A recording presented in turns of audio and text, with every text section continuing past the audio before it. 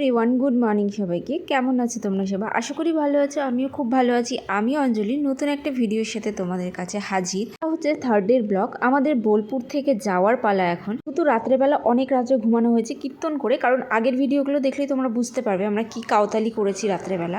তো এই জন্য অনেক লেট করে উঠেছি। আমাদের টোটো দাঁড়িয়ে আছে, যেহেতু আমরা সাইড সিন করবো আজকে। টোটোওয়ালাতে চলে এসেছি 9টার দিকে। আমরা অনেক লেট করে নিচে নেমেছি, কারণ কি খাওয়া দাওয়া করলাম, একটু ফ্রেশ হলাম, দেন তারপরে বেরোলাম। যেহেতু আমাদের ট্রেন রাত্রেবেলা, সেই কারণে আমাদের অনেকটা টাইম আছে, তো নিশ্চিন্তে ঘুরতে পারবো। আগে থেকেই প্যাকেজ সিস্টেম করে নিয়েছি টোটোওয়ালাদের সাথে, খুব ভালোভাবে ঘোরা হয়েছে। হোটেলে আমাদেরকে বললো তোমরা এখানে লাগেজগুলো রেখে তোমরা নিশ্চিন্তে ঘুরে আসো, দেন তারপরে এখান থেকে লাগেজ নিয়ে তোমরা ডাইরেক্ট স্টেশন চলে যেও। তো সেই কারণে আর কোনো চিন্তাটা ছিল না আমাদের লাগেজ নিয়ে। অনেক কিছু দেখার আছে যেগুলো একমাত্র টোটোওয়ালারাই জানে, কারণ কি ওনারা ওখানকারই বাসিন্দা, তো সেই কারণে ওনাদের সব ডিটেলস জানা আছে। পুরো রাস্তা জুড়ে এই খড়ের বাড়িগুলোর মধ্যে গুড় বানানো। ওনারা বলে দিল যে এখানে রবীন্দ্রনাথ ঠাকুরের বাসস্থান, এখানে হচ্ছে শান্তিনিকেতন। নামটা এমনি দেওয়া হয়নি, এখানে সত্যি শান্তির জায়গা। একটু মানুষ হর্নটা বাজাতে গেলেও ভাবনা চিন্তা করে বাজাচ্ছে। আমাদের টোটোওয়ালা তো রেয়ার 1 থেকে 2 বার হর্ন বাজিয়েছে। একটা সামনে মেলা বসেছিল, তো মেলাতেও সেম সোনাঝুরি হাটের মতনই এখানে স্টল বসেছে। খুব সুন্দর সুন্দর জিনিসগুলো নিতে তো সবই ইচ্ছা করছিল, কিন্তু এত কিছু নিয়ে যাওয়া পসিবল হবে না। তো কয়েকটা জিনিস আমরা এখান থেকেই কিনেছি, কারণ সোনাঝুরি হাটে গিয়েছিলাম, বাট অনেক লেট হয়ে গেছিলো বলে সেরকমভাবে কিনতে পারিনি। এখানে সুন্দর সুন্দর জিনিস ছিল। বাউল কি সুন্দর গান করছে, আমার এত ভালো লাগলো, এই জন্য একটু রেকর্ডিং করলো, তোমরাও শোনো।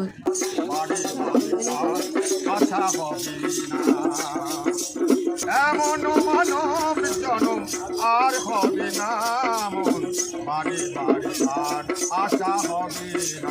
আমরা ছোটোবেলায় পড়েছিলাম না, আমাদের ছোট নদী চলে আঁকে বাঁকে, এই জায়গাতেই আমরা এসেছি। সবাই তো তাই বলছে যে এখানে কবিতাটা লেখা হয়েছে। জানি না কোনটা সত্যি, মানুষ যেটা বলছে সেটাই আমরা বিশ্বাস করছি।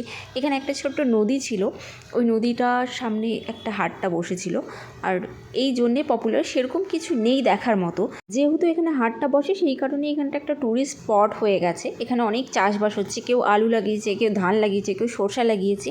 তো সেরকম কিছুই দেখতে পেলাম না আমরা, বাট এনজয় করলাম ব্যাপারটা। যেহেতু মেলাটা ছিল ওখানটা, এই জন্যে নামা এখানে।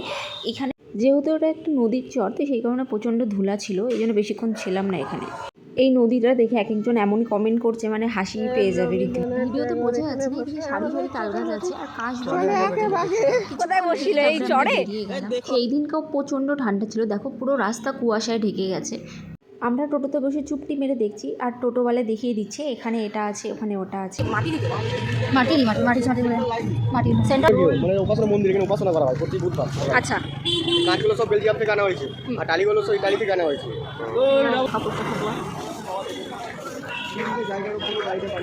এই বাড়িটার নাম হচ্ছে শান্তিনিকেতন বাড়ি।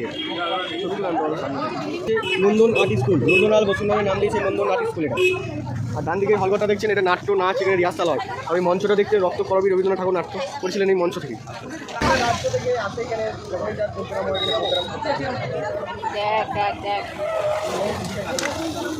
আমরা এখন চলে এসেছি পূর্ব অঞ্চলীয় লোক মহোৎসব মেলাতে। এক কথায় বলা যায় শিল্প মেলা।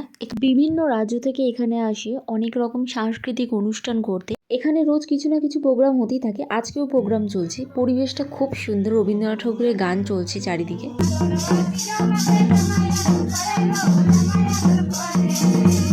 অনেক ভিডিওতে এই ডান্সগুলো দেখেছি, খুব মজা লাগে। আমরাও গ্রুপ ডান্স করেছি একটা, দারুণ মজা। সব অচেনা মানুষ, বাট সব মনে হচ্ছে একদম কাছের, এরকম লাগছিল। মানে সবাই এত ফ্র্যাঙ্কলি ওখানকার।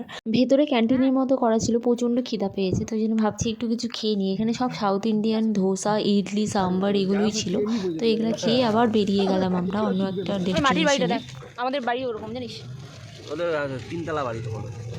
এই লাল মাটি আর এই কাঁচা রাস্তা দেখলে না আমার মেদিনীপুরের কথা মনে পড়ে। মনে হয় আমি চলে আসছি, আর কিছুটা গেলেই হয়তো আমি বাড়ি পৌঁছে যাব। খুব মজা হচ্ছিল, একটা অ্যাডভেঞ্চার টাইপের। আমার অনেক দিনের ইচ্ছে ছিল যে এরকম ভাবে ফ্রেন্ডদের সাথে যাব, একটা গ্রুপ বানিয়ে খুব এনজয় করব। শুধু আমার না, আমাদের গ্রুপের যতগুলো ফ্রেন্ড আছে সবার তাই মনের বাসনা ছিল, বাসনা একদম পূরণ।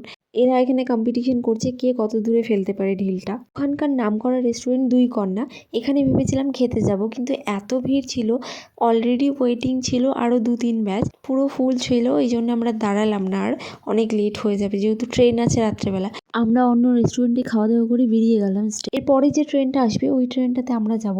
তো এখনও টাইম আছে, এই জন্য একটু অপেক্ষা করছি। বলে না ভালো সময়গুলো খুব তাড়াতাড়ি চলে যায়। আমরা নিউ জলপাইগুড়ি স্টেশন পৌঁছে গেলাম। নিজের শহরে তো পাড়ি দিয়ে দিয়েছি। ভিডিওটা তাহলে আজকে এই পর্যন্তই। ভালো লাগলে লাইক কমেন্ট অবশ্যই করো। দেখার জন্য থ্যাংক ইউ সো মাচ।